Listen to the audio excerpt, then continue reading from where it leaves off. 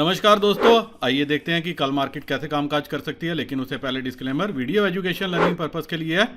मेरी तरफ से कोई बाय सेल का रिकमेंडेशन नहीं है। कुछ भी खरीदने बेचने से पहले अपने फाइनेंशियल एडवाइजर की मदद ले लीजिएगा, क्योंकि आपको होने वाले प्रॉफिट लॉस के लिए मेरा चैनल किसी भी तरह से जिम्मेवार नहीं है और ना ही मैं सेबी रजिस्टर्ड एनालिस्ट हूँ।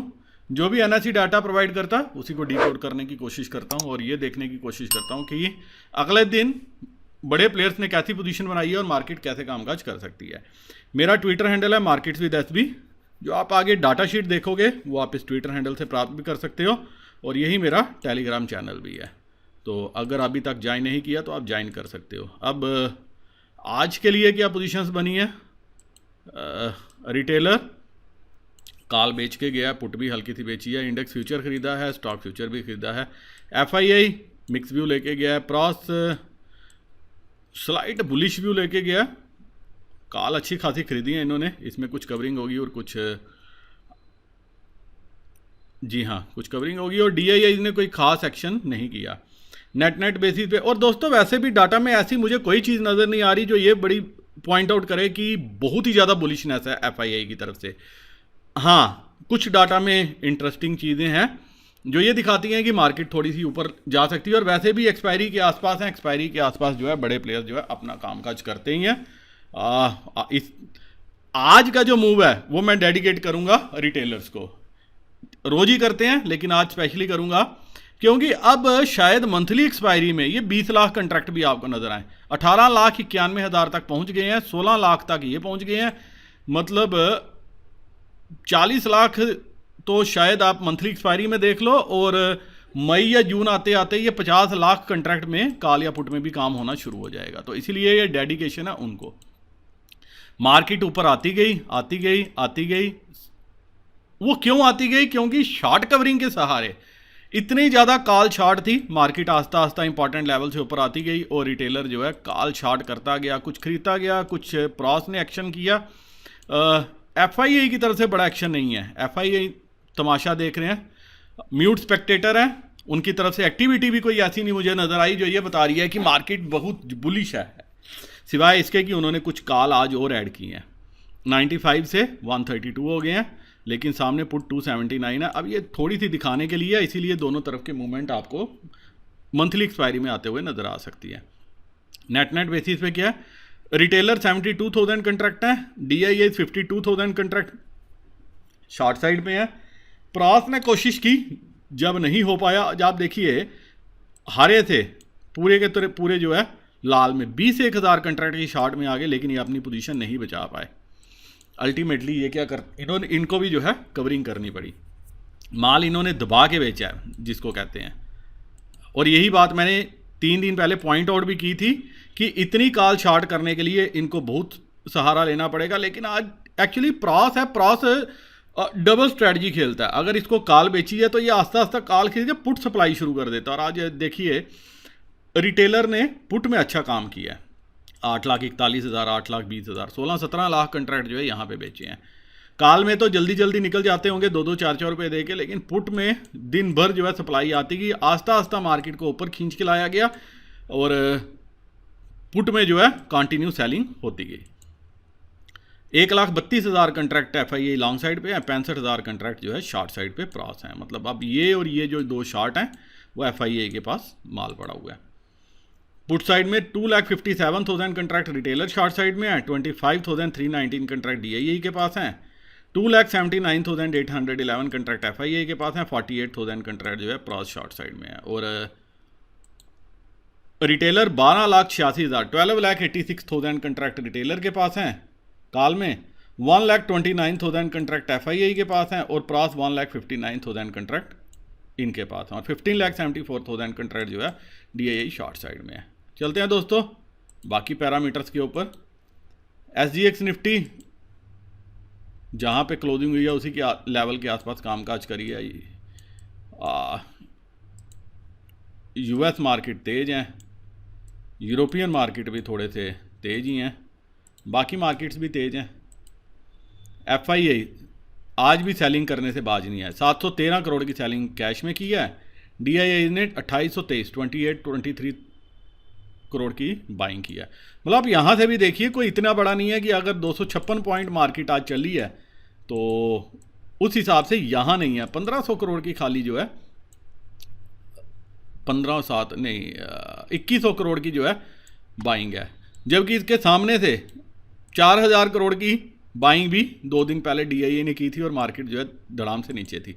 तो ये सारा जो है एक एक्सपायरी प्लस जो मैं डेडिकेट करता हूँ मूव आज का, एक्सपायरी प्लस जो है शॉर्ट कवरिंग, इन्हीं 2 रीज़न की वजह से था। अब 17392, 17392, 17400, आप यहाँ पे एक्शन देखिए 17200 तक तो कवरिंग हो गई है, अच्छी खासी है। और 17300 पे 50,000 कंट्रैक्ट हैं, यहाँ पे 57,000 हैं, 25,000 यहाँ आज जुड़े हैं और यहाँ 50,000 आज जुड़े हैं। तो 17,300 फॉलोड बाय 17,200, 17,200 अभी सपोर्ट का काम करता हुआ नजर आएगा और 17,300 मार्केट 400 पे क्लोज हुई है और 17,300 पे 25,000 कंट्रैक्ट जो है ये कवर नहीं हुए। मतलब ये माल जो है बेच के गए हैं और बड़े प्लेयर्स इस माल को जो है लेके गए हैं।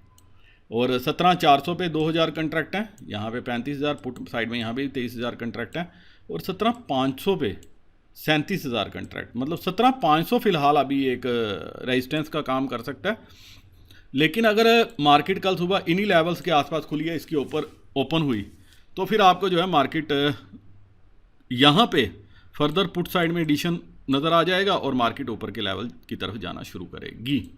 530 के ऊपर अगर निकली तो 600 की तरफ जाएगी, लेकिन फिलहाल 500 को क्रॉस करने में थोड़ी सी मेहनत करनी पड़ेगी अगर ये गैप अप 130-40 पॉइंट नहीं हुई तो। और अगर 130 पॉइंट गैप अप हो गई तो ये थोड़ी थोड़ी शॉर्ट कवरिंग इन लेवल्स पे आ जाएगी, इधर से आएगी, इधर से और बड़ी शॉर्ट कवरिंग 17,530 के ऊपर, ये भी जो है डेंजर में आएंगे, फिर इनको भी शॉर्ट कवरिंग करनी पड़ेगी। और यहाँ तक तो रिटेलर जो है ये बेच के गया, ये आपको ध्यान में रखना चाहिए। और नीचे सपोर्ट कहाँ है? वैसे तो सपोर्ट अगर देखा जाए कायदे से 17,300 पे थी, लेकिन ये 50,000 जो कंट्रैक्ट आज ही ऐड हो गए तो पहली सपोर्ट आपको यहीं पे आती हुई नजर आएगी। तो दोस्तों अगर कोई भी गैप डाउन हो जाता है 17,250-300 के आसपास, मतलब अगर आपको गैप डाउन मिल जाता है 17,250-300 के आसपास, तो आप एक बार के लिए कॉल बाय करके चल सकते हो। फॉर ए टारगेट ऑफ जो आज का हाई है वहाँ तक तो आएगा ही आएगा, उसके बाद 17,500। तो जो कल की रेंज रह सकती है नीचे की तरफ 17,300, अगर 300 280 टूटता है तो फिर 17,200 आ जाएगा और ऊपर की तरफ 17,500 550 जो पहला टारगेट है, और अगर 530 के ऊपर निकली तो 600। ये रेंज कल की निफ्टी के लिए रह सकती है। अब बैंक निफ्टी, जाते जाते बैंक निफ्टी ने एक उछाल दिया और 37,000 के ऊपर फ्यूचर निकल गया, 37,050 का शायद हाई लगाया था। पोस्ट क्लोजिंग 36,900 के आसपास आई होगी, 36,816 ये क्लोजिंग हुई है। अब यहाँ पे चलते हैं 36,800 की तरफ, यहाँ पे भी आप देख सकते हो 36,500 पे राइटिंग हुई है, ये सारी कवरिंग हो गई है। 36,500 पे 20,000 कंट्रैक्ट हैं, 600 700 800 पे 20,000 कंट्रैक्ट हैं, 900 और ये यहाँ पे कम है थोड़ा डाटा, लेकिन यहाँ पे 10,000 पुट यहाँ पे भी ऐड हो गई, 11,000 12,000 33,000। 36,500 अगर इसकी तरफ मार्केट खुलते हुए मिलती है गैप डाउन ओपनिंग में, तो यहाँ पे एक बार के लिए बाय करके जा सकते हो। पहला टारगेट आपका क्या होगा? 36,900 37,000।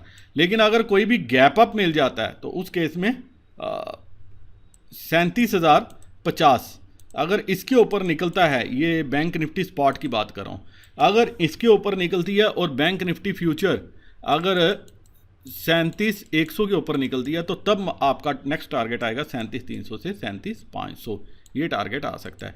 गैप डाउन अगर होता है 36,500 के आसपास, तो हम यहाँ पे एक बार के लिए कॉल बाय करके चल सकते हैं for a target of 37,000 and 37,300।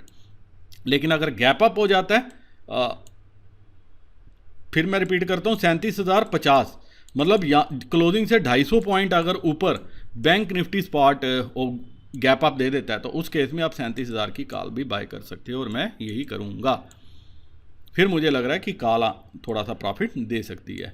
Gap down के केस में या फ्लैट ओपनिंग के केस में मैं पहले 15 मिनट वेट करूंगा ये देखने के लिए फर्दर पोजीशंस कैसे बनती है। वैसे अभी 37,000 पे 51,000 कंट्रैक्ट हैं और 36,800 पे 19,000 आरडी आज ऐड हुए हैं, यहाँ पे भी 19,000। तो ये राइटिंग कौन करके गए? ये हमारे शेयर राइटिंग करके गए हैं। तो शेयरों पे विश्वास रखना चाहिए कि वो कल भी थोड़ी बहुत राइटिंग करेंगे और मंथली एक्सपायरी की तरफ है।